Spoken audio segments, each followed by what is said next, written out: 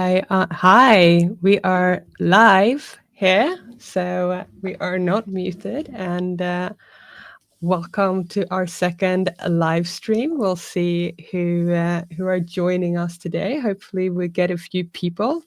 So well, if you are joining us live and wherever you're joining from, feel free to drop a comment or a message saying where you are joining from. Hi, my name is Erica Hubug and I am residing just outside of Atlanta, Georgia. So I'm in Eastern time zone here in the US. And I'm here with Dave. So, Dave. Hello, I'm Dave. I am in Jackson Heights in New York City. If you've flown into LaGuardia, you've flown over my house, and Eastern time as well. So it's noon for us. So what have we got to talk about today, Erica? Well, today we're going to talk about one of my favorite topics, which is marketing, which is following from our previous live, which we did on go-to-market for internal platforms, because one of our favorite topics is about how to drive adoption for internal platforms, because we build these amazing internal platforms for developers to build amazing applications. But if we don't have adoption of our amazing internal platforms, we are not getting awesome applications built on top of them. So how do we drive that adoption? And I do happen to really like marketing. So last time we talked about knowing the market, and today we are talking about marketing. So when we know the market, now we're going to actually do some marketing to the market. And I wanted to recap a little bit about what we spoke about last time, because maybe you weren't here. And because am I the most organized person in the world? Absolutely not. Especially anyone who knows me knows that. So if you aren't following us on LinkedIn already, you can go and follow Build to Boom. And we really want you to go and follow our page, Build to Boom, because we would love to do our live streaming straight on our Build to Boom page so that we can do them straight on that. And we need 150 followers to do that. But on our page, we shared some of the know the market key things. One of those, so those 5 things from last stream was map users, influencers, and buyers. We talked about mapping the features to benefits that matters to the users and the influencers and the buyers. We talked about listening to company priorities, and we also talked about when we listen to them, don't make assumptions, right? Because assumptions make an ass out of you and me. And we talked about enabling your champions. So now we are knowing the market, and let's do some marketing. Now we should talk to it. Now we should Yeah, broadcast. let's talk to the market. What do we say? Yeah, what do we And where actually do we say? say it? And where And do how we do we say say it? it? Yeah. Exactly. That's a lot of important questions that come into play. So I think that we should talk about, where do you think we should start, Dave? Obviously, we probably can Well, I think start where we we've got. should bridge over from getting to know the market and into like who we want to reach, because I think there's an important first bit here when you're especially launching a platform around who to actually target first and how Yes. broad to go. Because if you're launching a platform, you're probably not ready to scale just yet. And you want to No. reach out to the right users and get them to start using the platform so that you can prove it out and get to the point where you can scale. So Yeah. finding really good early adopters, people who are willing participants, ready Yes. to be experimented on, and people who see the biggest possible benefit from it, awesome people to go with first and kind of hit organizations that fit this profile, and then move on from there. So Yeah. how how would we get to them, right? Yeah, because they are not everyone. Like our early adopters are probably quite a slim portion of the market. So we don't want to waste all of our marketing energy on the on everyone when we want to reach the key people. I think it's actually when we talk about any type of marketing, even like influencer marketing, we even if you are building your own following on social media, which is quite an interesting topic as we are here talking on social media, we talk about that it's not the number of followers that matter unless you want to do live streaming on your LinkedIn page. Yeah. Yeah. 150. We're at 150. 77. Help us Yeah, out. 150 is all that matters. It's not the numbers that matter, it is who you are talking to that matters. And that is really important in internal platform marketing as well, is who you're talking to and where are they. So where And are they and what you're going to that's say one to of the them. things we talked about last time, right? Is you have your buyers and your users influence the buyers. So Yes. the concept of influencer is pretty important here, right? You know, Yeah. who we send our message out to and how we send it. It doesn't have to be directly to a stakeholder, and you're probably going to have multiple messages, right?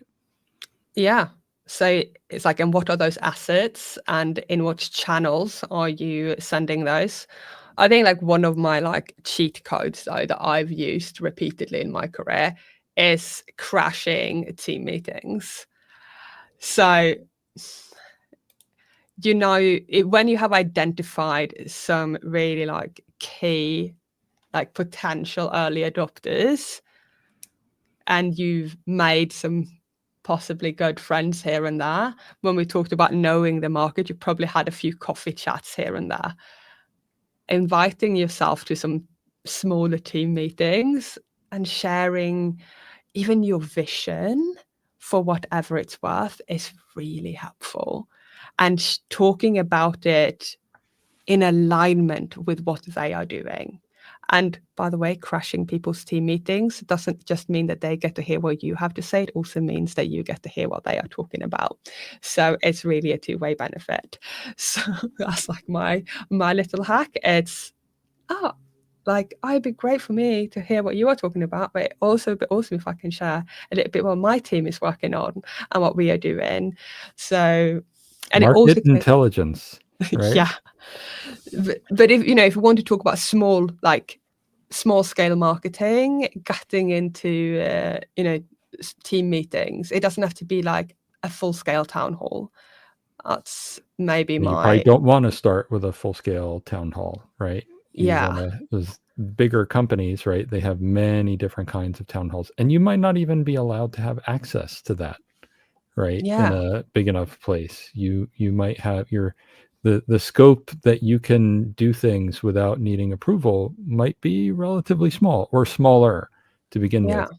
And that's a good opportunity to prove things out and figure out what your impact is with the different assets that you're building, and essentially tune so that you are ready when you go Yeah. and get that chance.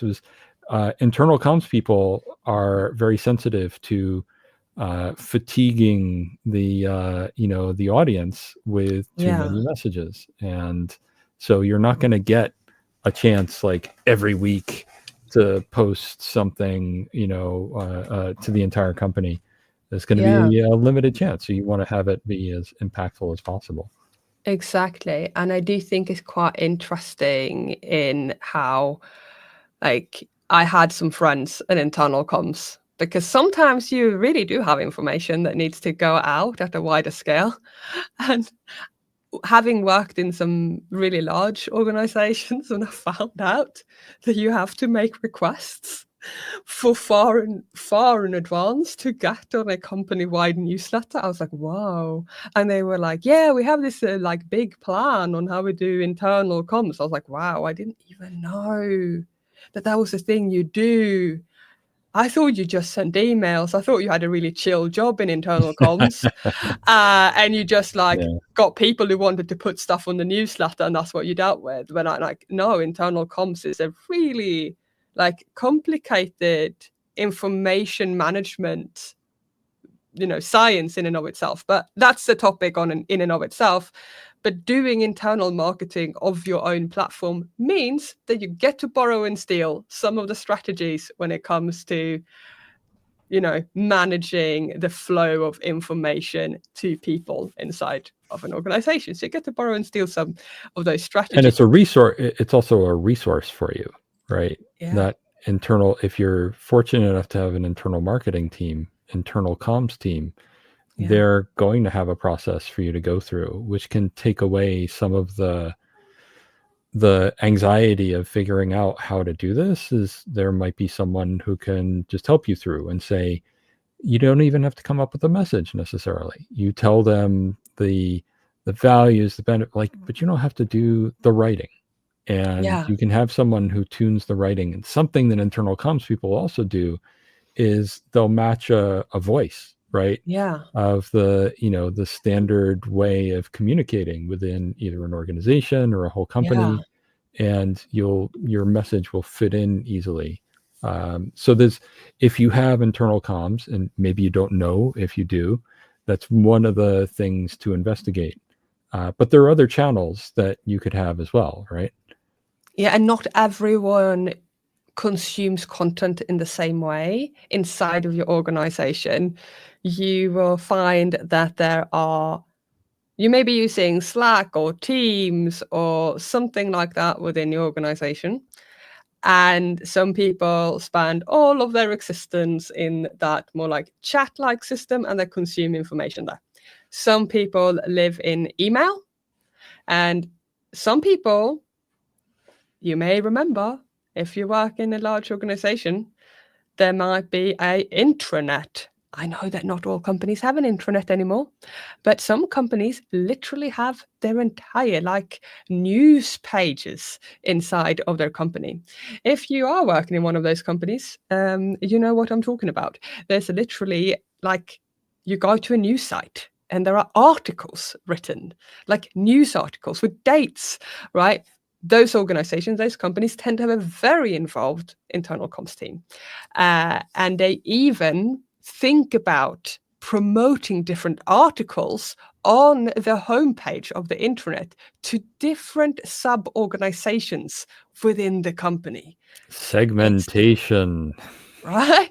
They are are literally thinking about how to do this at quite a scale, because some companies in the world, which you may know, have hundreds of thousands of employees. By the way, thing needs the same information from across the company, but frontline people need to be kept up to date on how they're to interact with the customer, whereas developers don't interact with the customer all the time. So you don't need to send the same message to 80,000 and another 20,000 people, right? You need to break it down. And that's what these large comms departments are dealing with. So how can we steal some of their strategies to a little microscale version? We can steal some of that, right? We can steal some of it in how we talk to the different groups that we need to talk to, right? So, and when we need to speak to people, right? So for example, if you're launching an internal platform and you are driving adoption, if you are speaking to people who have not yet adopted your platform, like something that I did when I've had an internal platform, just a dumb little thing. I had 2 separate mailing lists, one for people who were using the platform, who were already onboarded, and one for people who were not on it. They did not need the same information. The people who were already on it, they needed a different type of information. They were interested maybe in new features, things that were coming out. They didn't need information that was about how to get onboarded. That was like noise to them. They didn't need to hear that. So you need to figure out how you can stay relevant and not become noise that they start filtering out, so they don't hear you anymore, right? So how can you filter? So that's like a really simple little trick. How can you, when you do have a few adopters, how do you stop telling them to start adopting your platform, right? Don't keep telling them. And flooding them with any content. company has distribution lists and ways for you to send, emails, not necessarily in the, the larger they get, the harder they get to get access to. But if you make it yourself, you can start building a mailing list or mailing lists for these different target audiences. And yeah, you don't want to tell, everyone gets annoyed by that when somebody contacts you about a product you already own and Yeah, starts advertise, you should buy this. Like, I already bought it. Please stop bothering me. So exactly. you don't want your internal users to start feeling the same way. Yeah, and it can be really tricky, right? Like, how can you make sure? But my little trick is then you have like the self-selection part. Something I really tried to work out, by the way, was to help people unsubscribe to an emailing list inside of a company. I could never work that out, by the way, Mm. especially with like the Outlook type Well, then you end up with the system. famous reply all phenomenon, right? Like, you have a large distribution list, something irrelevant goes out on it, and then you have this enormous chain of people saying, please remove me, right? Because nobody knows No, how to actually do it. you need to put your distribution list not in 2, you need to put it in BCC. Sometimes people don't do that. Oh, but please do. If you do a Yeah. mass email, always put it in BCC and CC your team emails. If anyone does a reply, it goes to your team, not to everyone on your target audience, by the way. I made those mistakes. That Yeah. would be my tip. So those are like little tips, but what are you going to talk about though? And so we talked a bit like, okay, so we've talked about a few channels. I do think we have the team meetings, we talked about some town halls, but what are you going to talk Well, about? before we get to that, we Yeah, should go through a few. There's some other possibilities, right, for yeah. channels. So everybody's using Slack or Teams Mm, usually. So and this is where some people go instead of email, right? yeah, So it might be a good idea to your company announcements might be going out in a Slack general channel, yeah, right? So, or general channels by group or something like that. So there's that. The other thing is these websites, either corporate intranet or just your own. Like, one of the things that marketers do is they have a landing page yeah, and like, they have, you may use Confluence, Wiki, yeah, internal Wiki, or yeah, even, exactly. you know what, if you wanna go, like, if you don't even have a internal Wiki, if you use GitHub, use a GitHub README, Yeah. like a repo Yeah. with Somewhere, READMEs. somewhere to send people to take that. And we should get into then the what to tell them Yeah, is also the message. Well, it's kind of not what to tell them. It's giving them the message that there's something to do next, yeah, right? On top of what you want to tell them about your shiny new platform product. yeah. So I talk about marketing, right? Marketing is a long-term thing you're doing, but we often talk about marketing campaigns, which can sound really boring. And Dave, you and I have talked a lot about the do repeat yourself, that Hmm. you are gonna have to repeat yourself a lot. Yep. And so what do you gotta repeat yourself? But there's some easy content you are gonna have that you can share, and there is something in any type of marketing outside of internal platform marketing, which is like marketing gold, and that is the case study. The case Mhm. study, why is the case study marketing gold? The case study is the most relatable part you are ever going to find, the reviews and the case studies. Have you ever looked at a product online and jumped to reviews? Have you? And a case study is ultimately a version of a review. We love reviews. We love real stories of people using something. Yeah, this is what you call social proof, right? And people Yeah. put a lot of weight into what other people say about something, as Yeah. opposed to what that company or product or whatever says about itself.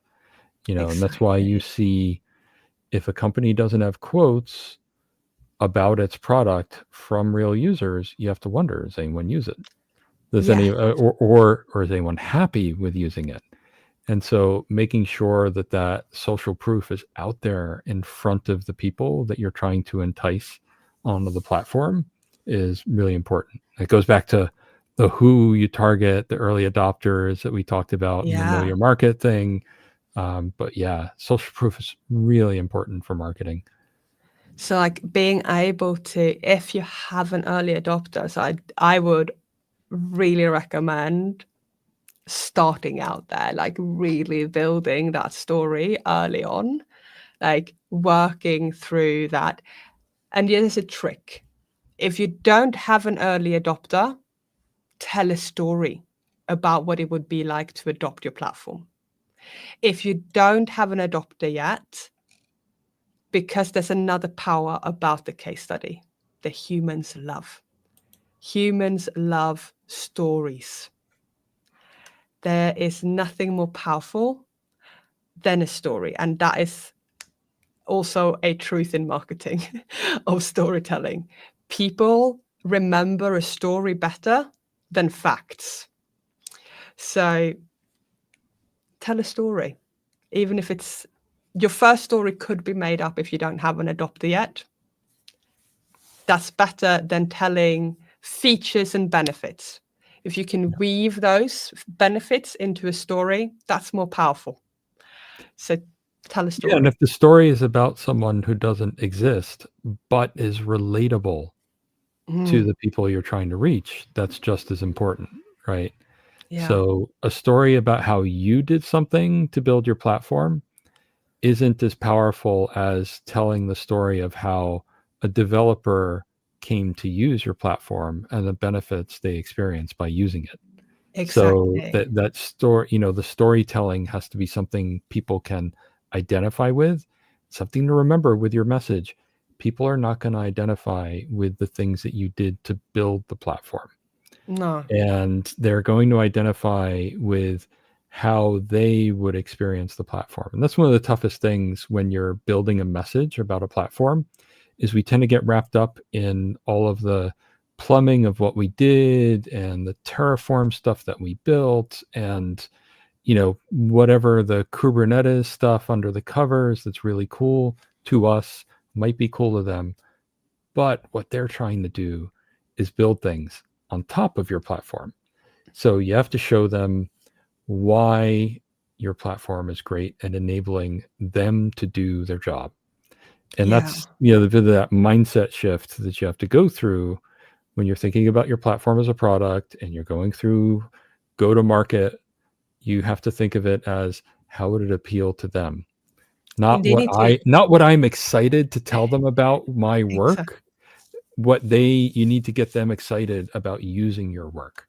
They need to imagine that the stories about them, what they would achieve with the platform. So whether it's a made up main character or whether it is an early adopter, real character from inside the organization, if they can see themselves as the main character of the story, as them being successful using your platform, your platform should be, it's the supporting character of the story, right? Yeah. It's not the main And character. that's important. It's the supporting character. Like a story that someone can identify with is a story where they feel like they're the protagonist, right? Yeah. And there's so, now that we've said this, there's so much you can find out about writing stories to make things appeal to people. There's all sorts of patterns and archetypes for stories. But people have been writing the same stories forever. All fantasy has been trying to rewrite the Lord of the Rings, right?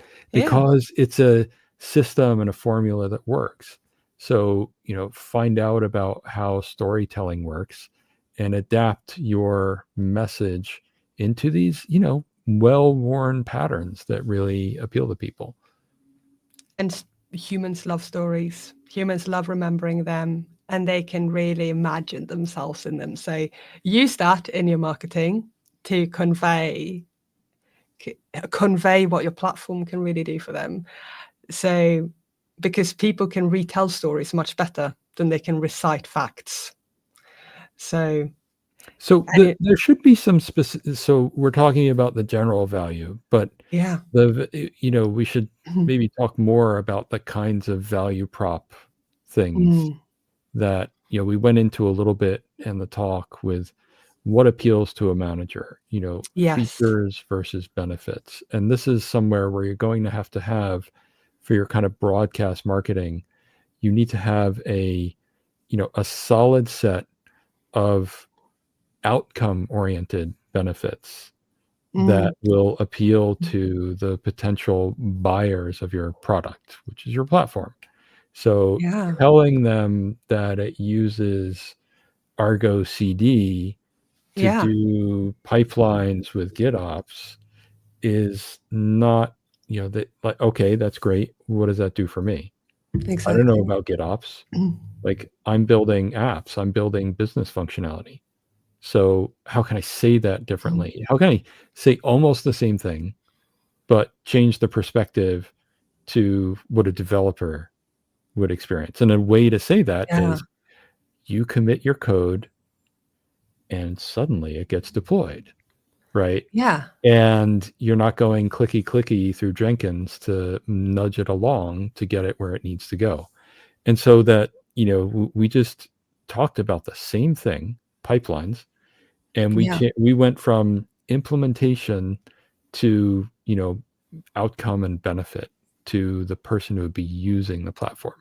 Exactly. And that kind of like shift is really critical for your value proposition statements. And you need to have those Exactly. ready, right? And I think it really made me remember something that had happened in my career many years ago now at one point. But it was when I realized that the platform that my team had been building was working.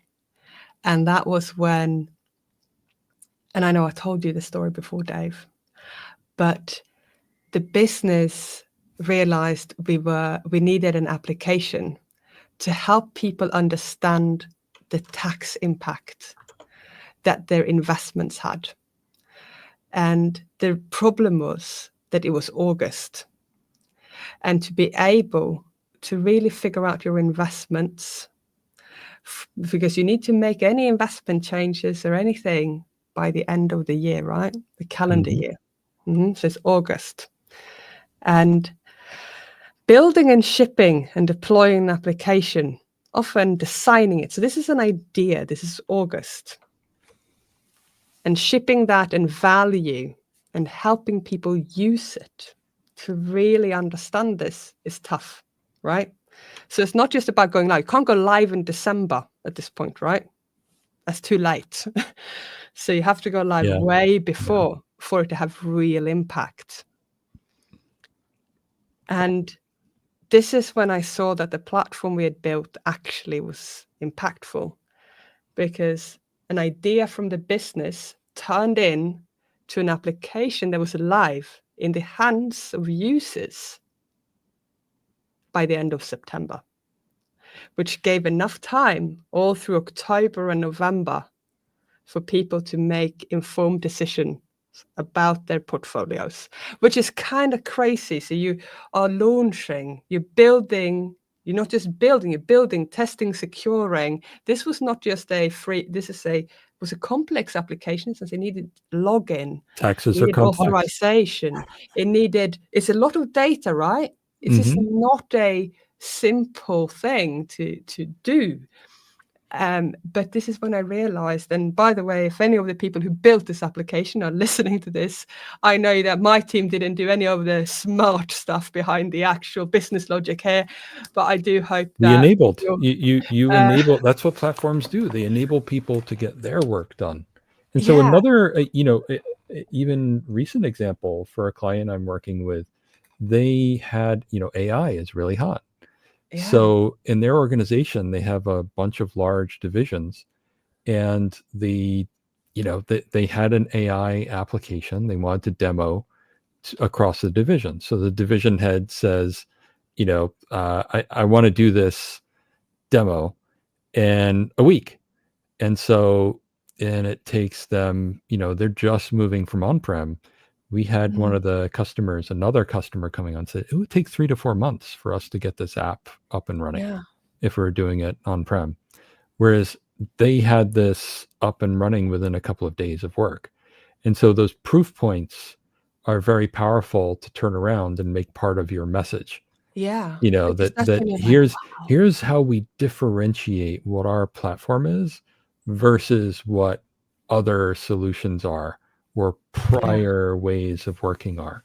Yeah. And yeah, it's and like you said, it's really great to feel like you're a part of that. And it's Yeah. great to bring them in. Another thing that you've told me about, Yeah. that's a great part of marketing, is these case studies can be delivered by the people with that experience, right? Exactly. You That's you like can give the them a most platform, powerful. right? Yeah, You don't tell it, they tell it. That's, you said social proof earlier. If they deliver the story, tha- that's more powerful than you telling their story. yeah. And it's something I hadn't really considered before, that you said. You're working through this comms process, right? You're getting into, like, comms will manage things like town halls and agendas, and you might get a block on that. And you could give that to one of your customers Yeah, that has a story to tell. And so it's this win-win. The customer exactly. gets to go in front of a big audience and promote their accomplishments in the company, Exactly. and you get someone promoting your platform, And how it and it's accelerated and allowed them exactly, to deliver business value. yeah. The connection to business value is huge when you can shrink down those times so much. Yeah. So, yeah. It's like, and it's really interesting to think anyone who's worked in a larger organization, and I do have to say that I do believe that internal platforms are the most impactful when you have larger organizations. I do struggle to see high acceleration or even struggling with internal platform adoption in a small company. Like, I do think that we are seeing the largest struggles of internal platform adoption in larger companies. When I say larger, I do I It's a do lower, think, yeah, there's people's definitions of larger can be stretched, but if you've got a yeah, team of 30 people, you're all making engineering decisions. When you have a yeah, couple hundred, 300, yeah, like, as soon as it goes above the Dunbar number of about yeah, 250, where it's no longer a community where everybody knows each other, yeah. then you have adoption to Yeah, worry because about. Yeah. you're not like friends, everyone knowing each other anymore. Like, it's a different communication style you're getting into. You're not just like, "Oh, just talk to that person." It's getting exhausting because you can't just talk to each other anymore all the time. It's the And it communication. scales from that few hundred people all the way up to a quarter million or more, right? You have Um, to adopt different strategies, right? yeah. It's I getting remember tricky. someone years ago telling me about Walmart, and I had worked with organizations with like 5 to 10,000 developers, and they told me, "Yeah, we have 5,000 teams Mhm. doing development," right? And so there's these, like, and so that's why you need internal comms people, because where would you even begin with trying to Yeah. contact that many people across that many organizations? And it's interesting because I also know that some very large organizations almost like create such distinct silos where there are no communication. They like operate as completely separate entities, but that's a different conversation, and that's by Yeah, yeah, design for whatever reason. yeah. But when you have a large like a group of people that is too large to do, you know, Person to uh, person communication. Yeah. yeah, and collaboration, and that starts breaking down quite quickly. But to be fair, I mean, I think it may be breaking down before 250. Yeah. But yeah, it definitely, if you're small though, if you're like 30 people, it shouldn't be breaking down. It shouldn't be breaking down. It shouldn't. You have other problems if that's that. Yeah. Right. So and it also depends how you organize yourself, right? When the point of tipping for struggling, right? And all like geographic challenges may be playing a part. There's so many things like how you're distributed, where communication needs optimization, that informs that. Like when I worked in a company where we had 300 people in the same office building, to be fair, then communication flows really easily within that building. Because you have 300 people in the same building who you can, just as an example, you can then actually have information flowing. You're in the same time zone, you're in the same physical space. Stuff actually flows really quickly and easily. But if you have 300 people in a remote company in lots of different time zones, I bet you have a harder time than 300 people in the same building. Yeah. So circumstances definitely will present different challenges. I'm not going to deny that. But what I was think this is sorry. Yeah, I was going to get to the point of that as you on the sort of town hall slot, as you are maybe offering up a slot to someone else to talk about their case study, I think it is so wonderful to share our successes within a company, right? And giving that opportunity, I think is something that we should be doing within companies. And especially when we have these wonderful moments where we can really feel like we're part of a team and we work together to achieve something. And as a platform team, one of my most wonderful things that I've ever experienced is feeling that I'm part of platform, like product success. That I think, honestly, that is what I love so much about being in platform engineering, is seeing products successfully like launch or like innovate and move quickly, and feeling that I was part of that, however small or big, and feeling that I was part of so many teams in a way, like never feeling bored. It was so much fun.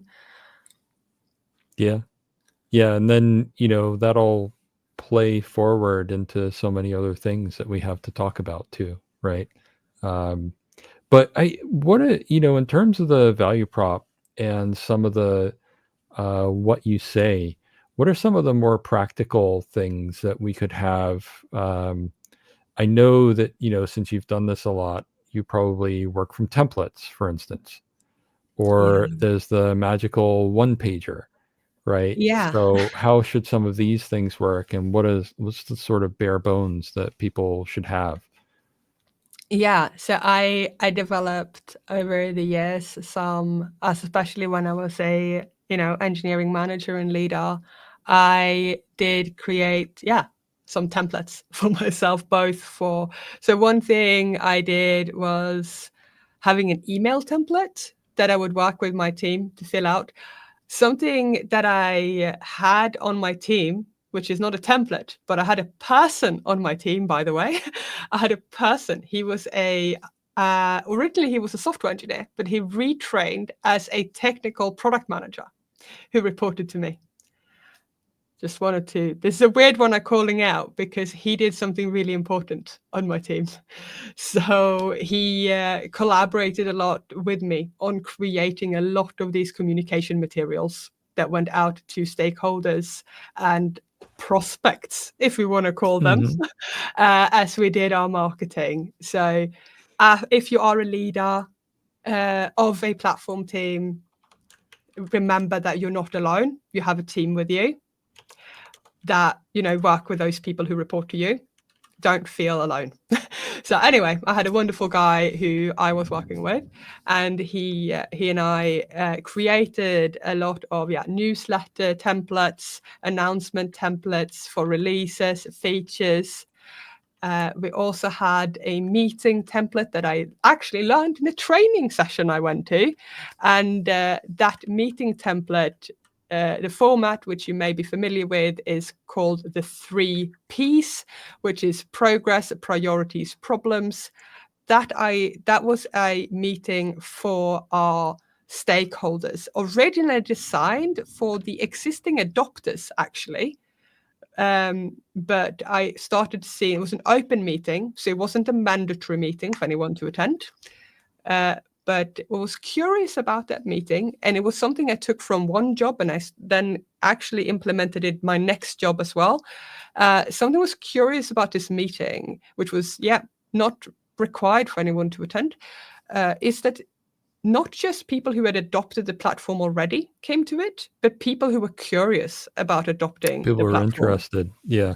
She started coming to this meeting. So be prepared for that. You have people who are maybe curious, who might be coming and exploring content and information about your platform that aren't adopters. So think about that and find ways for people to stay in touch with you. A important thing about marketing, which I've learned later in life, is call to action. And it might be the most embarrassing thing I know about marketing, by the way. And then I learned a different word for it, by the way, which is call to conversation, which I prefer. Because call to action feels so salesy that I feel like a bit uncomfortable by it. So I prefer call to buy conversation. now. Yeah. Limited supply, Yeah, like there's that time pressure. I prefer the call to conversation more as just I don't know, maybe it's just a psychological thing for me, but I do prefer that like word, call to conversation. So how can you take people from maybe this broadcasting world into how can you transition them to a conversation so that you can actually have how do you transition someone from consuming your content and consuming the information to maybe becoming an adopter, especially if they are the people who are exploring. And we have spoken about this before, David, how I stalked people on my internal wiki who were reading the platform pages.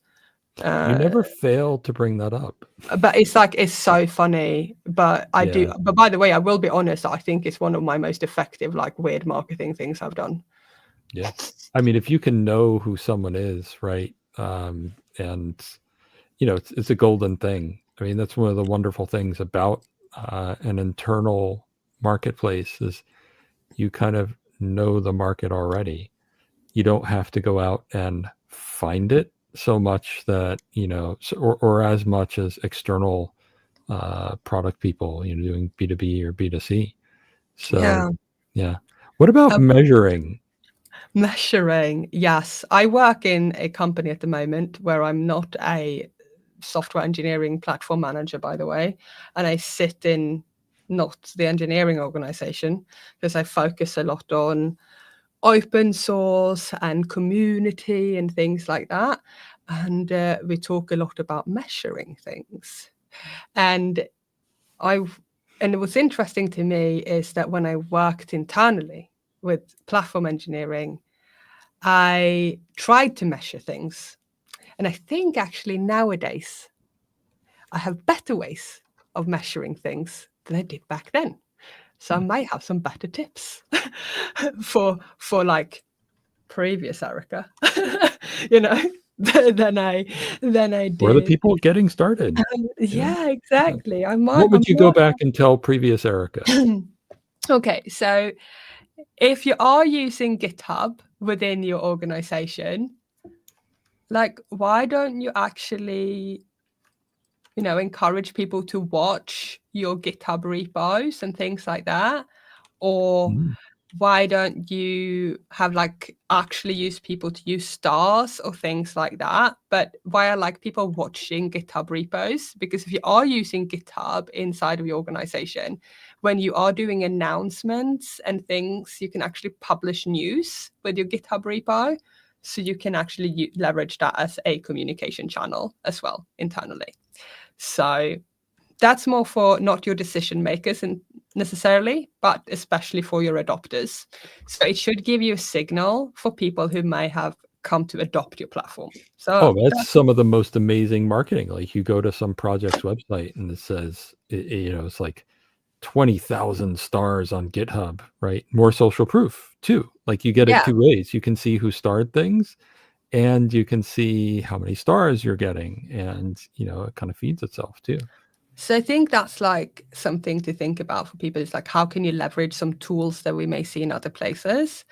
Another thing is if you are using Confluence and you are paying for the version of Confluence where you are seeing, visitors. As I said, I did stalk people who were watching visited my Confluence pages. I did pay a lot of attention to people who were, the stats of people visiting my Confluence pages. Pay attention to that, like who are,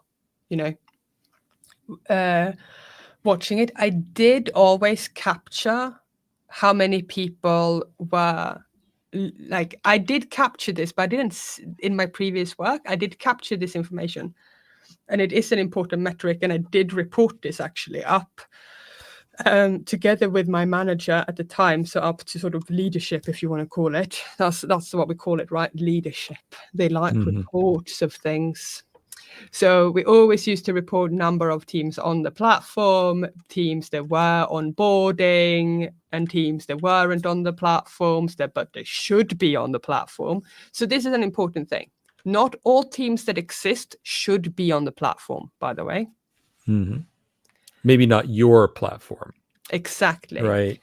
So just be aware that when you do your metrics, segment it, because you don't want to be in a situation where you report metrics of like, oh, there are 100 teams, and you are trying to report your success metrics that you're trying to get all the 100 onto your platform.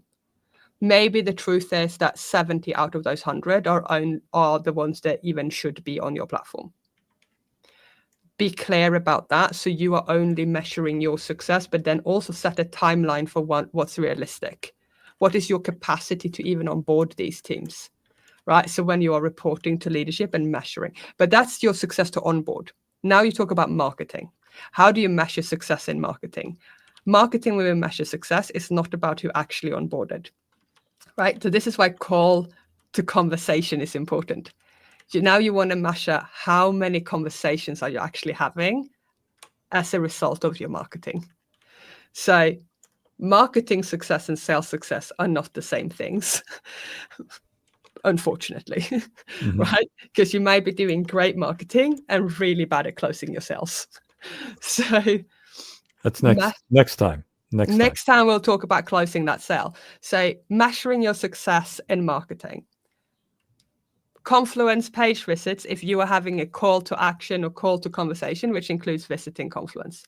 If you have starring GitHub repos or joining Slack channels. Nowadays, in my open source world, I do keep stats on how many Slack members in a channel I have. If you use Slack, you can also see how many people are active, not posting. You can actually see how many people have opened your Slack channel and are actively reading. So if you go, so in the web UI, like in the web stats of Slack, you can actually find this out. So I recommend you checking out what stats you can get out of Slack. So little weird stuff. Maybe Microsoft Teams have this as well. I don't know, but maybe Google what stats you can get out of that. Those are weird little things you can find out, like how much engagement is your marketing campaign driving. So if you went to a team meeting and presented, if you sent out emails, if you presented in a town hall, did you see more people joining your channel? Did you see more people visiting your Confluence page? That's how you know if you measure, like that's how you can measure your success.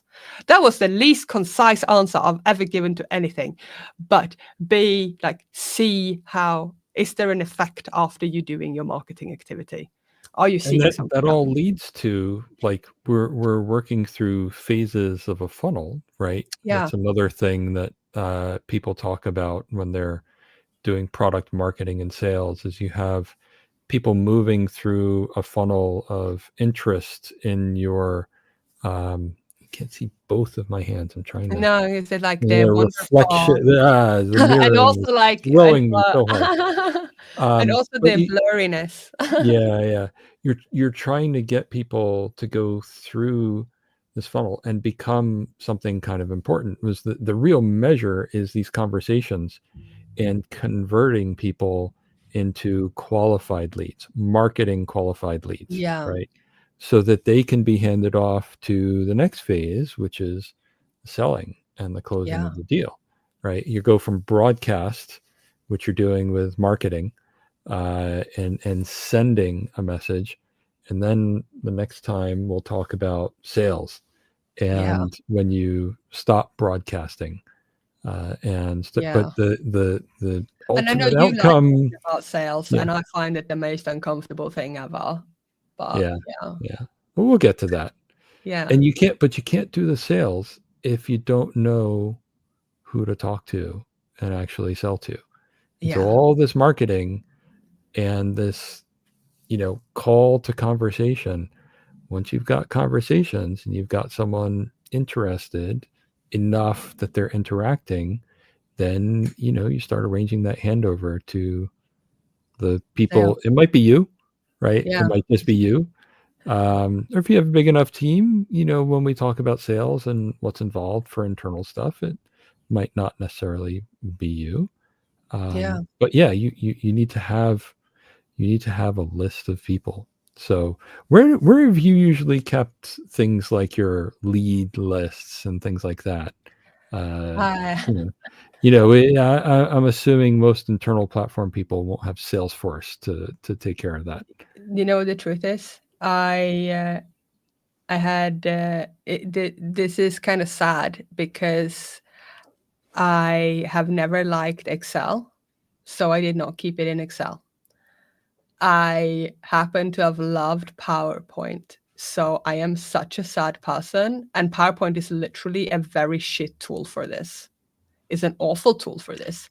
But But if you you know want to what? demo your pipeline, it's already in PowerPoint, I right? I put in PowerPoint, and by the way, it was the most beautiful visual of where the different teams that I was targeting were and how interested. I used colors, and I used Mhm. like I made it look like they were glowing as well, and I moved them through where they were so I could really beautifully present this to leadership where that was very important. I don't know if anyone listens to this remember my beautiful slide, but I also had another slide where it looked like different things like climbing a mountain. I'm very creative. I love visuals. But by the way, I do not recommend this as a practical way of managing your data. I think that people who are more data oriented should choose. My poor manager, who I had, who managed many people and many different groups, he desperately tried to get me to put my data into a wonderful big Excel sheet and system. And like every month, then I had to try and accommodate his more organized pattern to put data into the wonderful Excel sheet. And I did comply. And then I tried to occasionally delegate this to people on my team to comply with the Excel data And they inputs. said, "Why are we using this?" And yeah. Yeah. So Anyway, keeping data, tracking, people who are conversing, who are interested, who you've, also keeping track of who you've sent out to, right? And tracking your activity, and so there's like unqualified leads, and yeah. you want to make them qualified, and you want to get them to the point where they're ready to commit, but don't quite know, So, Yeah. um, By the way, so I yeah. feel like I was incredibly honest there with my really bad way of handling it. I want to say to people, use the way that works for you. The one, if you find it boring, you're not going to do it. Do it the way you Mhm. find fun, but keep track of it somehow. That's the most important thing, I Yeah. think. Keep track of it. You're gonna find somewhere. If you wanna do it in Markdown, do that. Just do it a way Mhm. that works for you. That's probably the most important thing that I can share. So So did we miss is there anything we missed? It feels like we've I think we talked about a lot of these key things, and obviously, what we will do after this wonderful conversation, when we dive into these sort of deep dive conversations, there's so many tips and tricks that there's more to talk about all the time. But we'll put together some of the key takeaways, share that on social so you can check it out, or most likely post more about it. Dave and I are, we are putting together a lot more content on this because this is such a fascinating and interesting topic on how to drive internal platform adoption. And if you are watching a recording of this, don't hesitate to leave comments or questions. We look forward to answering any of those. Async, ad hoc, whatever. These are topics that we really enjoy talking about. So don't hesitate to share or even share your own tips or experience in this space, because this is not easy. Like I was about to say it's easy to build something that's great than to drive adoption of something that's great. And honestly, I think I stand by that. There's a lot of great solutions in the world that don't have the adoption they deserve. So this is not an easy thing. And feel free to share all your best advice that you have as well with anyone who might be popping by these videos. Like, don't assume that everyone knows what you know. And next time we're going to talk about sales, which is the most awkward thing ever. but it doesn't And have to be. it You doesn't can have to feel be. good about it, and we'll talk about that then.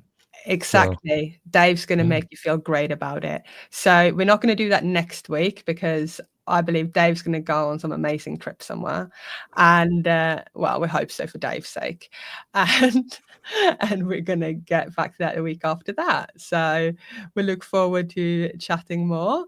And we hope that you enjoy these casual conversations. I definitely enjoy spending time with Dave. Yeah, this is great. I love like we spent so much time when we were preparing for the talk getting off into really interesting stuff that we just didn't have time for in the talk. So now we get to explore all of those things. It's Yeah. awesome. I like spending time with Erica and discussing these. We have a lot of stuff in common, but different enough background and experience to make it all interesting. Yeah. And I will end this on a weird tangential note, as I always bring up my weird confluence of stalking. I feel like I need to bring something important back here, Dave, that I haven't told you. But I Oh, met my husband at work, and I met him and I stalked him on the intranet first. And I had to stalk the org chart to find who his manager was, to mhm. find out who he was so I could meet him. That's He the wasn't great thing about internal things is org charts, exactly. and you can Can traverse it. find the people. So if internal marketing and growing internal adoption, you have access to all of this information. You can find people. You might even Just don't think you're gonna find your future spouse. That's all. no, no, you may not. You may not, but you might. But yeah, power internal networking. Yeah. No, but anyway, I think it's quite funny. Think it Yeah. is quite funny.